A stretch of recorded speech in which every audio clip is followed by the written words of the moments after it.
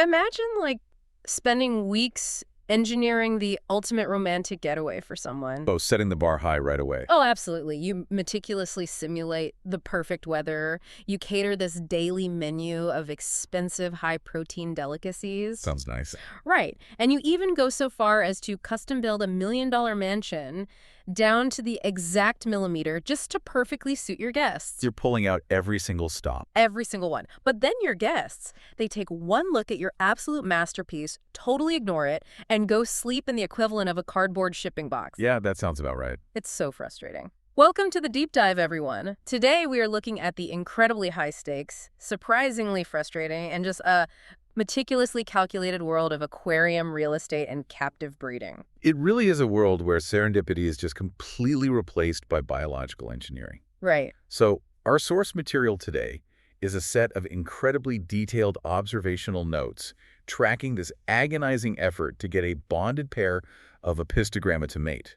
And for anyone listening who isn't, deep into the aquarium hobby, Apistogramma are a really beautiful type of cichlid fish. Yes, very vibrant. Which, as I understand it, are a family of fish known for having these complex, almost mammalian parenting behaviors, right? Exactly. They don't just scatter their eggs and leave. Yeah, they actually raise their young. So getting them to breed is a whole process. It's a massive undertaking. Okay. And our mission today is to explore the sheer lengths we will go to, in order to engineer the perfect environment for nature to take its course. Which is easier said than done. Way easier said than done. Yeah.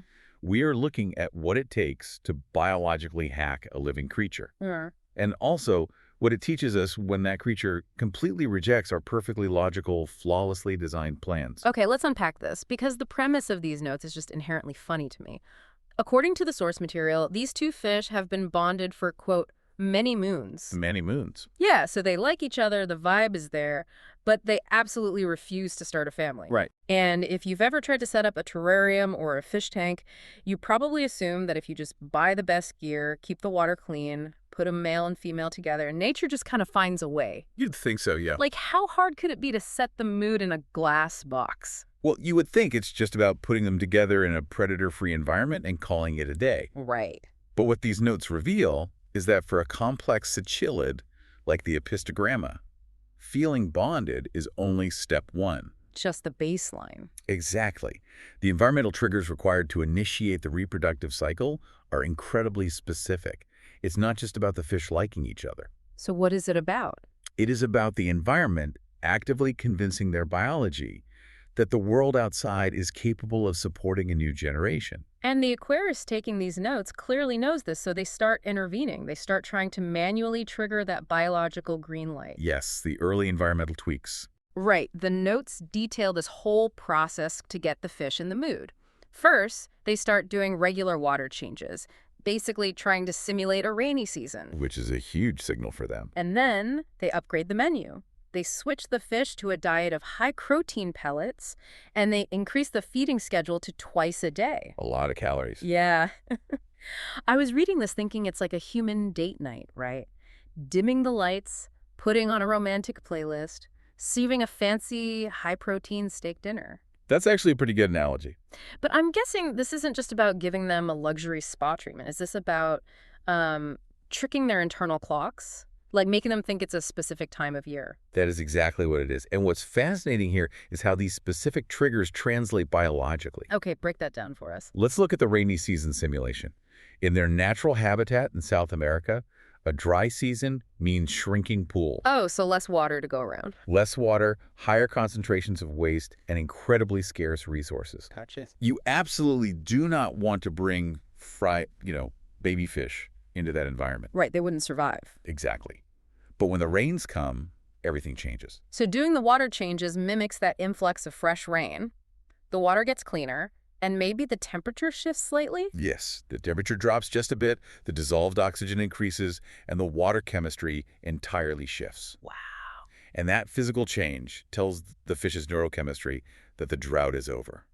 Because in the wild, the rainy season floods the forest floor. Which means food. An absolute explosion of microorganisms and insects. Food becomes everywhere. Okay, so then by following up that fresh water with a high-protein diet twice a day, the aquarist is like physically confirming that environmental signal. So the environment is basically screaming, the economy is booming, resources are overflowing, have babies right now because they will not starve. Precisely. It is a pure evolutionary calculation. The Aquarius has perfectly simulated a booming ecosystem to flip that biological switch. But this is where I was, really scratching my head while reading the first section of these notes. Because it didn't work. Right. If the weather is perfectly simulated, the oxygen is up, the food is abundant, the protein is high, and the fish are already bonded, why is there still no progress? It's the ultimate frustration. I kept wondering, what is the missing piece of the puzzle here? Well, because as it turns out, a booming economy and perfect weather don't mean a thing if you don't have the right nursery. Ah. The bottleneck in this entire operation isn't the food and it isn't the water, it is real estate. Okay, here's where it gets really interesting. Because the female Apistogramma is apparently the most demanding home buyer on the market. Oh, she is completely uncompromising. Seriously. If she were on one of those real estate shows, she'd be the client with the impossibly specific Zillow wish list that makes the agent just want to walk away. She definitely would. The notes detail this explicitly. She has these incredibly strict demands for a breeding cave. She doesn't just want a dark place to lay eggs. No, it has to be exact. Yeah. She requires an entrance width of exactly 1.5 centimeters to 2.0 centimeters, not roughly an inch. Exactly 1.5 to 2.0 centimeters. I mean, are they measuring this to keep out water currents, like a drafty window situation to keep the eggs from washing away? It's actually a lot more intense than a drafty window. It is a highly calculated evolutionary defense mechanism. Oh, really? Yeah. In the wild, an entrance of that exact size allows the female, who is relatively small, to slip inside the cave to lay and guard her eggs. Okay. But, and this is the crucial survival mechanism, it is just small enough to physically block larger predatory fish from getting inside to eat those eggs. Oh, wow. So it's a built-in security system. If the door is like 2.5 centimeters, a bigger fish can squeeze in and her babies are gone. Exactly. Her instinct is screaming at her that anything wider than 2.0 centimeters is a total death trap. Wow. Therefore, she will simply refuse to breed until she finds a secure vault. But wait, how on earth does a fish measure a 1.5 centimeter gap? Does she just eyeball it? It's actually a combination of visual assessment and physical testing. Fish have this sensory system called the lateral line, which runs right down the side of their bodies. Okay. It detects water displacement and pressure gradients. So as she approaches an opening, she can quite literally feel the dimensions of the space based on how the water moves around it. That is wild. And she will physically test it, too, squeezing in and out to ensure it's a tight enough fit to scrape off a larger predator. That is incredible. But it also creates a massive headache for the person running the tank. Because you can't just walk into a pet store and buy a cave with a certified, precision-engineered 1.6 centimeter door. No, commercial products are usually one size fits all. Right. The notes actually mentioned doing a whole survey of different commercial vase designs, but ultimately, they're all too wide or too narrow. Which leaves the Aquarius with only one option. Yeah, they have to take matters into their own hands. They go full DIY. And the solution they come up with requires some real cross-disciplinary ingenuity. It's brilliant. Instead of relying on a pre-made vase, they decide to build a custom home. They take a small terracotta pot. Just a standard gardening pot. Right. And to get that exact mathematically perfect 1.5 to 2.0 centimeter entrance, they actually borrow a trick from gardening experiences. Yes, the diamond drill bit. Exactly. They take a diamond drill bit, the kind you'd normally use to carefully drill drainage holes in hard ceramic plant pots, and they slowly drill a custom entrance hole right into the side of the terracotta. Which is just a beautiful example of human logic stepping in to solve a biological equation. Right. The Aquarist is providing mathematical safety. We have the data, we know the exact dimension required to trigger the instinct, so we engineer the perfect solution. So they finally have it, the custom-built, diamond-drilled, mathematically verified nursery. The ultimate fish mansion. They place this new terracotta cave upside down in the aquarium. The stage is completely set, the simulated rain is flowing, the protein is falling from the sky, the $1 million custom mansion has just been dropped into the neighborhood. You would expect an immediate ribbon-cutting ceremony. Honestly, you would expect, given how perfectly this aligns with her biological imperatives, that she would move in and lay eggs that afternoon. I mean, on paper, it's flawless. And initially, there was hope. The notes say that both fish were immediately curious. They swam over, they inspected the new custom cave. It looked like a total success. But then comes the plot twist. Oh, yeah. By the very next day, they completely abandoned it. Gone. They ghosted the custom mansion. They looked at the perfectly drilled 1.5-centimeter door, said no thank you, and just swam away. Which forces us to look at a concept that is critical in animal husbandry. Which is? The vast gap between mathematical safety, which we just discussed, and psychological safety. Yes, let's break down where they actually chose to spend their time instead, because this is where the fish psychology gets really amusing to me. Where did they go? Not to the new custom home. The male decided his preferred spot was lounging all the way at the back of the tank in a large terracotta pot that was just laid on its side. It was wide open. Zero security. Zero. And the female, sometimes joined by the male, chose to linger in a completely different artificial cave. A structure that has 2 openings, which the notes point out is typically used for breeding jewel cichlids, which is an entirely different species. It's so typical. We gave them the scientifically perfect nursery, and they chose completely different, theoretically flawed environments. It feels exactly like when you buy a cat an incredibly expensive, custom-designed, heated, memory foam bed. Oh, I know where this is going. You set it down, and the cat takes one look at it, walks right past it, and happily goes to sleep in the crumpled cardboard shipping box it came in. Yep, every single time. Why do animals constantly prefer the quote-unquote wrong houses? Well, it's because we are projecting human logic onto their comfort. Interesting. Look at what they actually chose. The male preferred the large sideways pot. Now, from a human perspective, that's not a nursery. No, it's totally exposed. But from his perspective, that is an expansive man cave. It's open, it's low pressure, and crucially, it gives him excellent visibility of the entire tank. Ah, so he can see everything coming. Exactly. He doesn't want to be stuffed in a dark hole. He wants to monitor his territory. He basically wants to sit on the front porch and watch the neighborhood. That's exactly it. And then look at the female. She preferred the jewel cichlid cave with 2 openings. Now, our logic said, give her one tiny door so nothing can get in. Right, the bank vault approach. But her psychology might actually prioritize something entirely different. In the wild, 2 doors mean an escape route. Ah. A fire escape. Right. If a predator somehow does manage to breach the front door, you can just slip out the back. Yeah. So while we offer her the ultimate secure, fortified bunker, her instincts might be telling her that a bunker is just a trap if you get cornered. Wow. She's thinking about a duplex with an emergency exit. That makes perfect sense. We built them a panic room, and they essentially said, this is really claustrophobic. We'd rather hang out in the living room where there's a breeze. Exactly. But this leaves the aquarist in a really tough spot. The environment is an iterative process, right? You try something, observe, and adjust. Right, it's never one and done. So the notes outline the strategic options for what to do next. And the choices they face really represent the sliding scale of human intervention. Right, it's about how much do you force the issue versus how much do you let them lead. So they map it out. Option A, do they just wait it out? Let the fish settle down, let them get accustomed to the new custom cave, and hope they eventually realize how great it is. The patient approach. Yeah. Or do they intervene again? Option B. The notes discuss making micro adjustments to the new cave, specifically tilting the custom pot slightly higher at the back and filling the front entrance with a sandy substrate.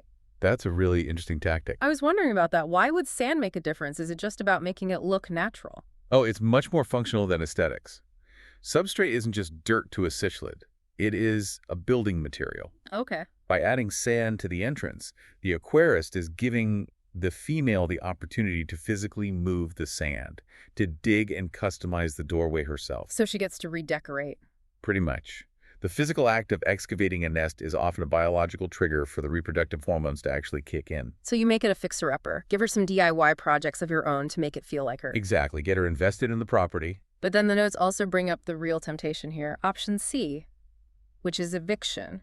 The nuclear option. Always tempting. Right. Removing the other 2 caves entirely so the fish have no other options. And honestly, I have to play devil's advocate here. Isn't that the most logical choice? What? Like, it's like tearing down a teenager's messy bedroom to force them to hang out in the sterile, formal living room. If they are distracted by the big, lazy pot and the 2-door duplex, why not just remove them? Give them no other choice but to use the scientifically perfect breeding cave. Well, if we connect this to the bigger picture of captive care, This raises perhaps the most profound question in animal husbandry. Which is? The balance of control versus well-being. Yeah. Yes, removing the other caves is the most direct way to force the outcome you want on paper. It guarantees they use the new cave. Right. But look at what the source material actually concludes. The aquarist explicitly chooses not to remove the artificial caves. They let them keep the messy bedrooms. They do. And the biological reasoning behind that is critical. The notes state the preference is to retain all the artificial caves because they provide essential hiding spots. If you take away their preferred hiding spots to force them into the new cave, you aren't just removing a distraction. You are completely removing their psychological safety net. Oh, and what happens biologically when they lose that? They go straight into survival mode. When an animal loses its safe space, its endocrine system reacts. Cortisol, the primary stress hormone, just floods their system. That sounds bad for breeding. It's the worst. Biologically, cortisol chemically overrides reproductive hormones. It is the ultimate biological stop sign. Wow. The body says, we are in danger. Energy must go to fighting or fleeing, not making babies. So if you force the fish into a corner to use your perfect cave, their biology will immediately shut down any instinct to reproduce. No matter what else you do. Exactly. Regardless of how much protein you feed them or how perfectly you simulate the rain. Wow. So if you act like a warden instead of a caretaker, the fish will absolutely go on strike. Forcing compliance achieves the exact opposite of the goal. Precisely. You cannot bully an animal into feeling comfortable. That makes so much sense. So the chosen path in the notes is patience. The aquarist decides to retain all the hiding spots and focus instead on making those subtle adjustments to the environment surrounding the new cave. They are choosing to invite the fish rather than compel them. It is a masterclass in patience. You know, as we wrap up this journey today, I am just struck by the sheer dedication outlined in these notes. It's a huge commitment. It really is. We watched this person go through an incredible checklist. They hacked the water chemistry to play God with the weather and simulate a rainy season. Right. They catered a high-protein, twice-a-day menu to simulate a booming economy. They went to the garage, got a diamond drill bit, and custom manufactured a perfectly measured, mathematically sound terracotta nursery to defeat imaginary predators. They did everything right. They did everything perfectly. And the ultimate realization is that you can lead a fish to a perfect home, but you absolutely cannot make it breed. It is a very humbling reminder for anyone who tries to manage or curate a living system. We rely so heavily on measurable data. Yeah, we really do. We think that if we just hit the 1.5 centimeter door width, or if we just calculate the exact protein intake or regulate the water temperature, we can control the outcome. Like it's a formula. Exactly. We think we can solve biology like a math equation. Right. If A plus B equals C, then rain plus protein plus cave equals fry. But when all those perfect measurable conditions fail to trigger a natural instinct, it really forces you to step back. Yeah.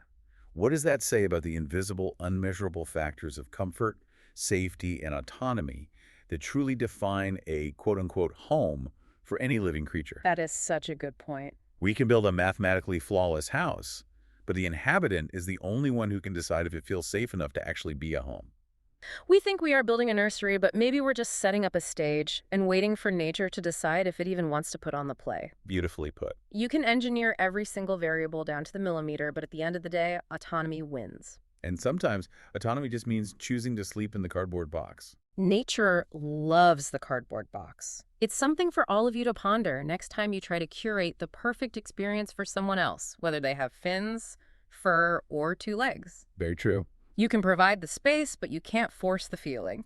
Thanks for joining us on this deep dive. We'll catch you next time.